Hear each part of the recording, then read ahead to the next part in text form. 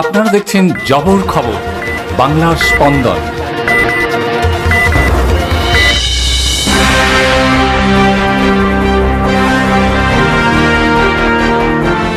অল্পের জন্য রক্ষা পেল ৩ জনের প্রাণ। হুড়মুড়িয়ে ভেঙে পড়ল অপক্ত বাড়ি। আবাস যোজনার ঘর না পাওয়ার অভিযোগ।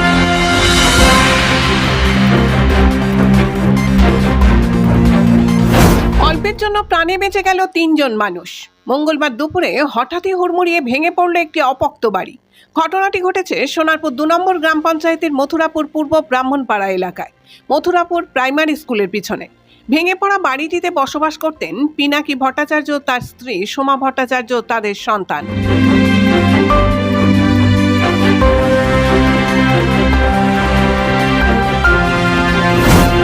জানা গেছে ২০১৮ সাল থেকে বাংলার আবাস যোজনার তালিকাভুক্ত ছিলেন পিনাকি ভট্টাচার্য।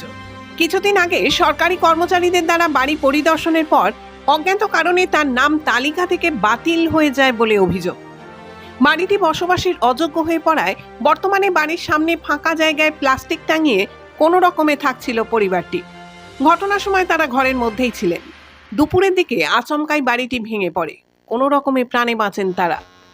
সোমা ভট্টাচার্য জানান, ভাড়া দেওয়ার সামর্থ্য নেই বলেই আপাতত অন্যের বাড়িতে আশ্রয় নিতে হচ্ছে। অন্যের বাড়িতে কাজ করে সংসার চলে, কাজ না পেলে খাবারও জোটে না। বারবার পঞ্চায়েতকে জানিয়েও কোনো স্থায়ী সমাধান মেলেনি বলেই অভিযোগ তার। কি করবো, কোথায় থাকছি, লোকের জায়গায় আছি, ভাড়া বাড়িতেই আছি, ভাড়া দেওয়ার মতন ক্ষমতাও আমার নেই। দুজনাই কাজ করে খাই, না কাটলে খাওয়া হয় না আমাদের। আর পঞ্চায়েতকে বহুবার জানানোর পরেও আমার ঘর আসেনি। একবার শুনলাম এসছে, পাকা বাড়ি বলে নাকি রিজেক্ট করেছে। তাই এই কি পাকা বাড়ি? পাকা বাড়ি বলে কি ভেঙে পড়লো? তা দেখুন কোথায় কি হয়। আমি একটু সাহায্য চাইছি আপনাদের সবার কাছে। প্রতিবেশী শুভঙ্কর কয়াল জানান, বাড়িটি পাকা বাড়ি ছিল না, ইটের উপর কাদা দিয়ে তৈরি। পঞ্চায়েতকে জানানো হলেও সেটিকে পাকা বাড়ি হিসেবে চিহ্নিত করা হয়েছিল বলেই অভিযোগ। এখানে ঘরটা দুর্বল ছিল, ঘরটা আদৌ ইটের বাড়ি না, পাকা বাড়ি না, ইটের উপরে কাদা দিয়ে তৈরি। একটা সাইড খারাপ ছিল, তার কারণে দুপুরবেলা গতকাল ভেঙে পড়ে যায় বাড়িটা। তাই এরা সত্যিকারের যোগ্য ঘর পাওয়ার, কিন্তু এরা পঞ্চায়েতে অনেকবার বলার সত্ত্বেও পঞ্চায়েত এসে দেখেছে, দেখার পরে এই বাড়িটাকে পাকা বাড়ি হিসেবে চিহ্নিত করেছে। এরাতেও এটা পাকা বাড়ি নয়। এরা যদি ঘর পায় এরা উপকৃত হবে, এটা আমরা প্রতিবেশী হিসেবে চাই, যাতে ঘরটা উনি পাক। কি নাম আপনার? আমার নাম শুভঙ্কর কয়াল। এ বিষয়ে সোনারপুর ২ গ্রাম পঞ্চায়েতের প্রধান রবীন সর্দার জানান, কেন তার নাম তালিকা থেকে কাটা গেছিল তা তিনি জানেন না। তবে পিনাকি ভট্টাচার্য প্রকৃত উপভোক্তা বলেই স্বীকার করেন তিনি। নতুন করে তার নাম তালিকাভুক্ত করা হয়েছে এবং আপাতত ত্রিপলের ব্যবস্থা করা হয়েছে। স্থায়ী সমাধানের জন্য প্রয়োজনীয় পদক্ষেপ নেওয়ার আশ্বাস দিয়েছেন তিনি।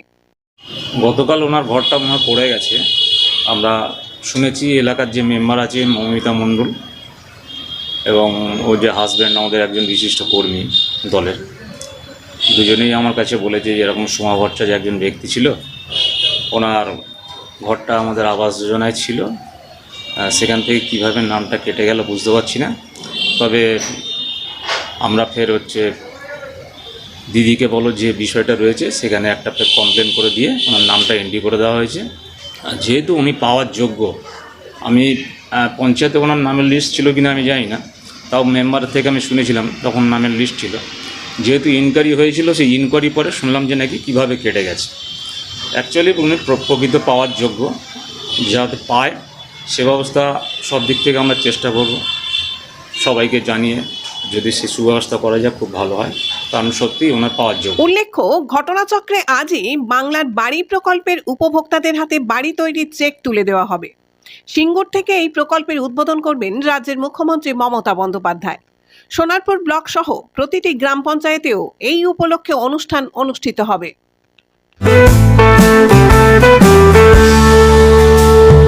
চোখের যত্ন নিন, চোখ আপনার অমূল্য সম্পদ, আপনার চোখকে রাখুন নিরাপদ।